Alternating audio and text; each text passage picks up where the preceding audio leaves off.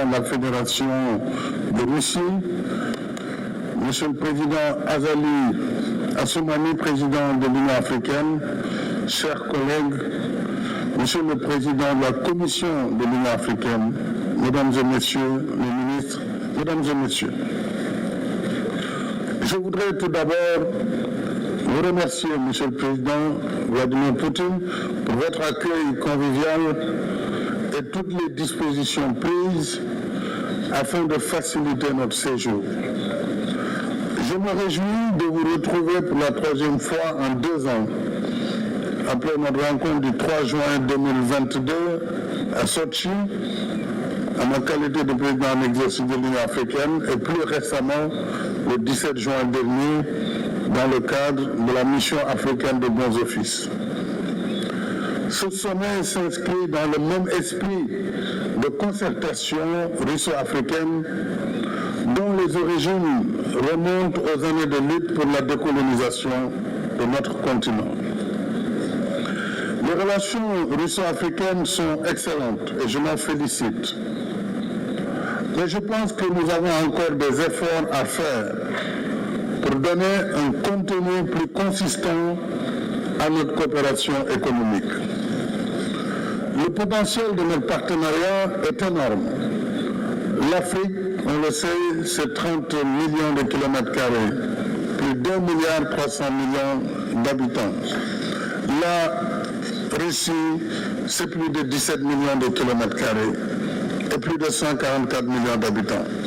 Ensemble, notre continent et votre pays constituent un géant démographique et disposent de l'essentiel des ressources naturelles de la planète. Nous avons donc de quoi coopérer dans quasiment tous les domaines.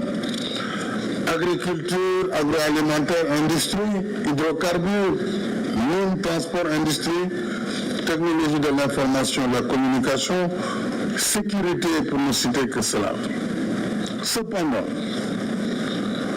Monsieur le Président, il nous faut bâtir des mécanismes adéquats et pragmatiques. Des mécanismes donc d'investissement, de financement et de partenariat. Et on aura remarqué que je ne parle pas d'aide, parce que je ne crois pas en l'aide en réalité. Et pour répondre à notre jeune frère, notre cadet, capitaine Traoré, président du FASO, l'Afrique, les chefs d'État ne sont pas venus ici pour mendier. Tout comme nous n'allons pas ailleurs pour tendre la main. Nous travaillons pour un partenariat d'égale dignité entre les peuples. C'est le même discours qu'on tient à Dakar, ici à Saint-Pétersbourg ou à Washington.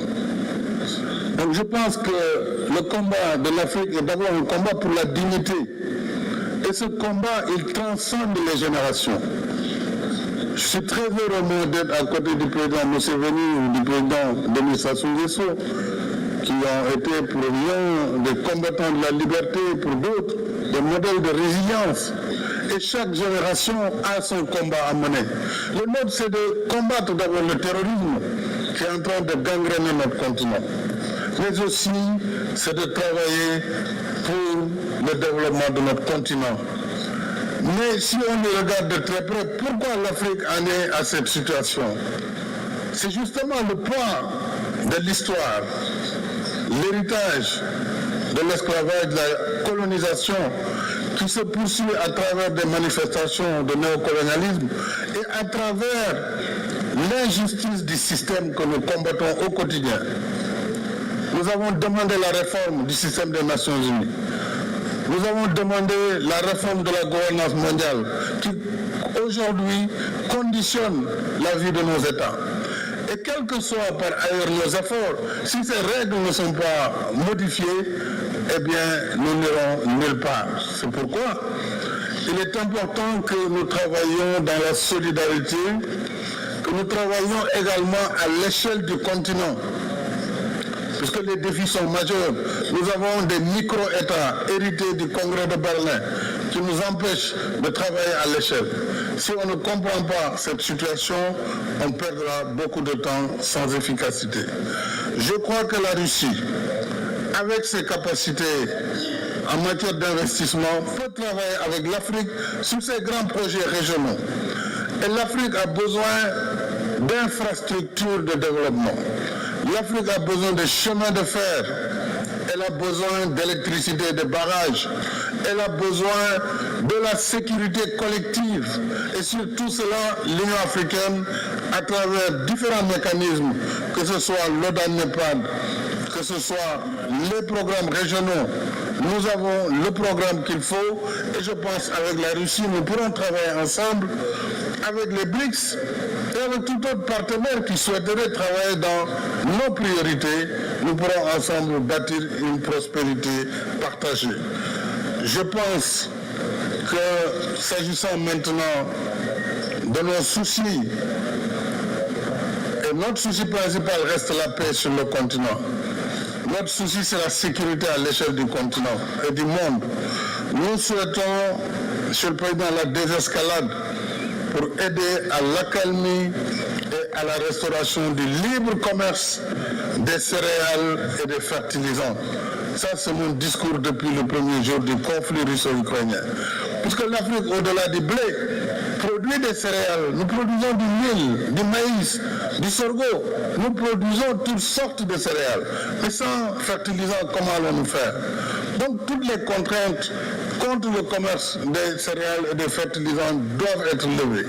Mais ce soir, nous verrons le président et je pense que nous aurons l'occasion, sur l'initiative de la paix africaine, d'avancer sur ces sujets. Mais aussi, cela nous permettrait, par rapport aux autres partenaires, sur les restrictions, par rapport au commerce, de plaider pour la levée de toutes les restrictions afin que les pays puissent retrouver un commerce libre au bénéfice de toutes les populations. Monsieur le Président, je vais m'en arrêter là puisque je ne voudrais pas être plus long, mais nous souhaitons une action de la Russie à l'échelle de l'Union africaine dans le domaine de la sécurité. Nous avons une architecture de la paix pour l'Union africaine. Nous sommes en train de voir comment l'Afrique peut prendre en charge dès lors que le Conseil de sécurité a failli à cette mission qui est de restaurer la paix partout dans le monde. Le terrorisme gangrène notre continent sans qu'il n'y ait aucune solidarité majeure en faveur de l'Afrique. Donc ce sujet-là, je pense que c'est un sujet important pour notre sommet. L'autre sujet important, je l'ai dit, est vraiment l'investissement que nous devons pouvoir faire ensemble pour une prospérité partagée. Je ne peux terminer, Monsieur le Président, sans vous féliciter et vous remercier pour le soutien diligent que vous avez apporté à la demande d'adhésion de l'Afrique comme membre de plein droit du G20.